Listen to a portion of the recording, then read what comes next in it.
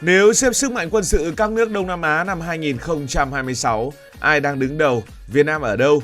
Và liệu quân đội mạnh nhất có phải lúc nào cũng là nước sở hữu nhiều máy bay, xe tăng hay là tàu chiến nhất hay không? Thì thường khi mà xếp hạng sức mạnh quân sự của các nước, người ta sử dụng bảng xếp hạng của Global Firepower. Đây là một hệ thống đánh giá sức mạnh quân sự dựa trên hàng chục yếu tố từ quân số, vũ khí, ngân sách, hậu cần cho đến địa lý và tài nguyên.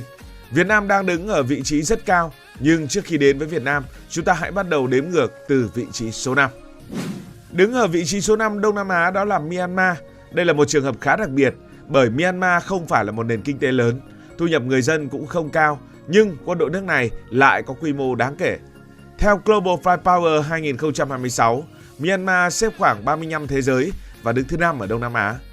Điểm dễ thấy nhất của Myanmar là lực lượng lục quân khá lớn.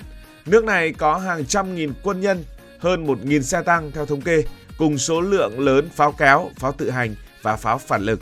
Điều này cũng dễ hiểu bởi trong nhiều thập niên, các cuộc xung đột của Myanmar chủ yếu diễn ra trên đất liền, ở miền núi, vùng biên giới và những khu vực có nhiều lực lượng vũ trang sắc tộc.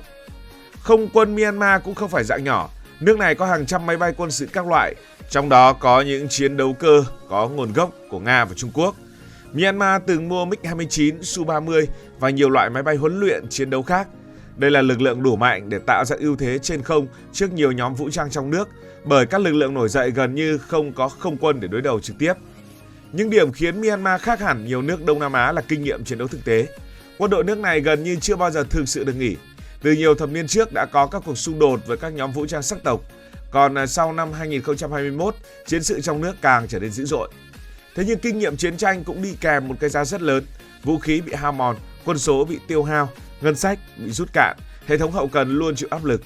Một quân đội dù có nhiều xe tăng và pháo binh đến đâu mà phải liên tục đánh nhau trên chính lãnh thổ của mình thì sức mạnh tổng thể cũng sẽ suy giảm theo thời gian. Vì vậy nên Myanmar đứng thứ 5 là khá hợp lý. Đây vẫn là một lực lượng lớn có nhiều vũ khí và nhiều kinh nghiệm thực chiến, nhưng bất ổn chính trị và xung đột kéo dài đang kéo tụt đáng kể sức mạnh quân sự của nước này. Nếu Myanmar gây ấn tượng bởi quân số và pháo binh thì quốc gia đứng thứ 4 lại đi theo con đường hoàn toàn ngược lại, đó là Singapore. Singapore có diện tích nhỏ hơn rất nhiều tỉnh thành của Việt Nam. Điểm mạnh nhất của Singapore là công nghệ. Quân đội nước này không cần vài trăm nghìn quân thường trực, họ tập trung xây dựng lực lượng ít người nhưng đào tạo kỹ, trang bị hiện đại và kết nối bằng công nghệ rất cao. Singapore còn có máy bay tiếp dầu ở trên không. Đây là thứ mà không phải quân đội nước nào trong khu vực cũng có. Là một quốc đảo nên hải quân Singapore cũng rất hiện đại. Quốc gia này có tàu hậu vệ, tàu ngầm và nhiều hệ thống cảm biến tối tân. Một lợi thế khác của Singapore là tiền. Đây là một trong những nền kinh tế giàu nhất châu Á tính theo thu nhập đầu người. Vì lãnh thổ quá nhỏ nên Singapore buộc phải coi quốc phòng như chuyện sống còn. Họ hiểu rằng nếu chiến tranh xảy ra, nước này không có nhiều không gian để mà lùi sâu. Đó cũng chính là điểm yếu lớn nhất của Singapore. Hiện đại nhưng quá nhỏ, dân số ít, diện tích bé, tài nguyên hạn chế và ít có không gian chiến lược. Trong một cuộc chiến ngắn, Singapore có thể cực kỳ nguy hiểm. Nhưng nếu chiến sự kéo dài, những quốc gia lớn hơn về dân số và lãnh thổ sẽ có lợi thế khác hẳn. Đứng thứ 3 về sức mạnh quân sự tại khu vực Đông Nam Á đó là Thái Lan. Đây có thể xem là một trong những lực lượng quân sự cân bằng nhất trong khu vực.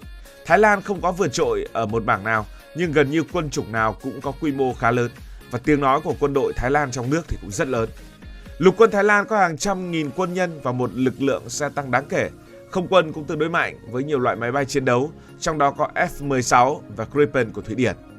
Hải quân Thái Lan cũng rất đặc biệt bởi nước này là quốc gia Đông Nam Á duy nhất sở hữu một con tàu thường được gọi là tàu sân bay hạng nhẹ.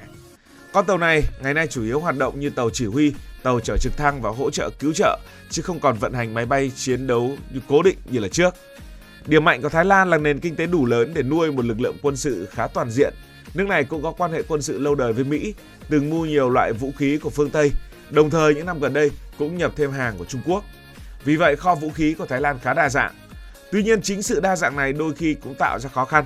Khi một quân đội sử dụng quá nhiều loại vũ khí từ Mỹ, châu Âu, Trung Quốc và nhiều quốc gia khác, việc bảo dưỡng, mua phụ tùng và huấn luyện có thể phức tạp hơn. Và bây giờ chúng ta sẽ có vị trí của Việt Nam. Theo Global Firepower 2026, Việt Nam đứng thứ 2 ở Đông Nam Á và khoảng thứ 23 thế giới về sức mạnh quân sự. Đây là một vị trí khá cao nếu biết rằng thế giới có hơn 140 quốc gia được hệ thống này đánh giá. Điểm mạnh đầu tiên của Việt Nam là con người. Việt Nam có hơn 100 triệu dân và một lực lượng quân thường trực rất lớn.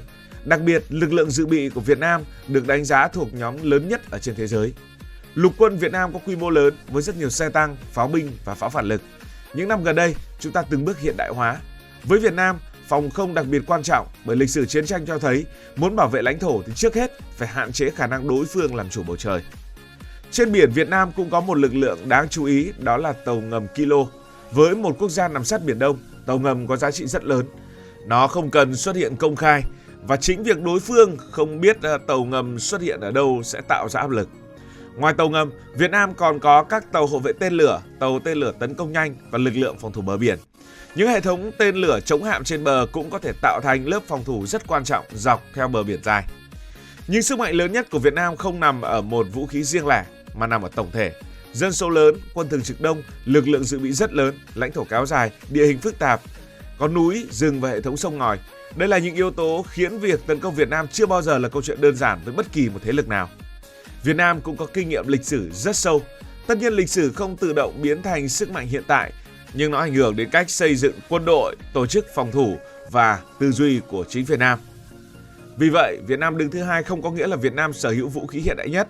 Singapore có nhiều công nghệ hiện đại hơn, nhưng khi cộng lại tất cả các yếu tố từ quân số, dự bị, lục quân, không quân, hải quân, phòng không, địa lý và khả năng huy động, Việt Nam có một nền tảng rất mạnh. Và đứng đầu bảng xếp hạng sức mạnh quân sự của Đông Nam Á đó là Indonesia. Và nếu nhìn vào quy mô của nước này thì điều đó không quá bất ngờ. Indonesia có hơn 280 triệu dân, lớn gần gấp 3 lần Việt Nam, lãnh thổ rộng gần 1,9 triệu km vuông và trải ra trên hàng nghìn hòn đảo. Đây là nền kinh tế lớn nhất Đông Nam Á và cũng là quốc gia duy nhất trong khu vực thuộc nhóm G20. Chỉ riêng những con số đó đã tạo cho Indonesia một nền tảng quân sự rất lớn. Quân đội Indonesia có hơn 400.000 quân thường trực, lực lượng dự bị lớn và một hệ thống lực lượng trải rộng trên khắp quần đảo. Vì Indonesia là quốc gia biển đảo, hải quân đóng vai trò đặc biệt quan trọng. Nước này sở hữu hàng trăm tàu chiến và tàu tuần tra, nhiều tàu hậu vệ, tàu hộ tống và tàu ngầm. Điều Indonesia quan tâm nhất là làm sao bảo vệ một quốc gia trải dài hàng nghìn km, có những đảo nằm rất xa thủ đô Jakarta. Vì vậy, quân đội nước này có khả năng cơ động lớn, đặc biệt là bằng đường biển và đường không. Không quân Indonesia cũng đang được hiện đại hóa rất mạnh. Nước này từng sử dụng F-16, Su-27, Su-30. Một điểm rất quan trọng nữa là công nghệ quốc phòng. Indonesia có khả năng tự đóng tàu, sản xuất xe quân sự, chế tạo một số loại máy bay và tham gia nhiều dự án quốc phòng quốc tế. Điều này khiến Indonesia có tiềm năng phát triển quân đội lâu dài hơn nhiều quốc gia nhỏ. Nói một cách dễ hiểu, Indonesia có đủ thứ mà một cường quốc khu vực cần có: dân đông, kinh tế lớn, lãnh thổ rộng, tài nguyên nhiều, quân đội lớn, hải quân mạnh và ngân sách có khả năng tăng lên ở trong tương lai. Đó là lý do Global Firepower xếp Indonesia không chỉ số 1 Đông Nam Á mà còn thuộc nhóm khá cao trên thế giới. Nhìn lại toàn bộ top 5, có thể thấy mỗi quốc gia mạnh theo một kiểu khác nhau. Myanmar mạnh về quân số, pháo binh và kinh nghiệm chiến đấu, nhưng đang bị xung đột trong nước làm suy yếu. Singapore nhỏ nhưng sở hữu công nghệ quân sự hiện đại. Thái Lan có quân đội cân bằng, không quá yếu ở bất kỳ quân chủng nào. Việt Nam mạnh về chiều sâu phòng ngự, nhân lực và quy mô lực lượng. Còn Indonesia có lợi thế tổng hợp về dân số, kinh tế, lãnh thổ và khả năng phát triển quân đội dài hạn. Vì vậy, vị trí thứ hai của Việt Nam là rất đáng chú ý. Việt Nam không phải nước giàu nhất Đông Nam Á, ngân sách quốc phòng cũng không lớn nhất, vũ khí cũng không hiện đại nhất, nhưng tổng thể sức mạnh quân sự lại được xếp hạng rất cao. Và đây cũng là điều cần hiểu khi nhìn vào bảng xếp hạng quân sự. Một quân đội mạnh không chỉ nằm ở việc có bao nhiêu máy bay hay bao nhiêu xe tăng, quan trọng là nước đó có bao nhiêu người để huy động, hậu cần mạnh đến đâu, có thể duy trì chiến tranh trong bao lâu, lãnh thổ dễ phòng ngự hay không, nền kinh tế chịu đựng được đến mức nào và quân đội phối hợp với nhau tốt ra sao. Bảng xếp hạng của Global Firepower vì thế chỉ nên được coi là một cách tham khảo.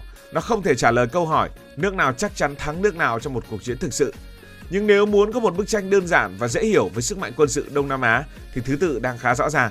Myanmar thứ 5, Singapore thứ 4, Thái Lan thứ 3, Việt Nam thứ 2 và Indonesia ở vị trí số 1.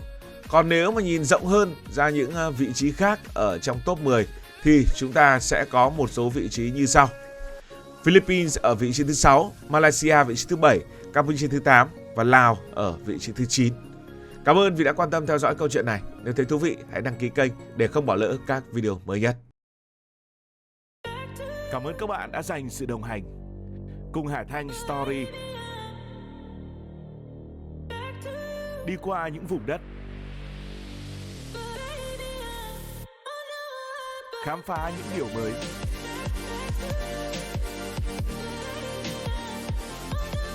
Đừng ngần ngại, hãy để lại những góp ý và xin được hẹn gặp lại.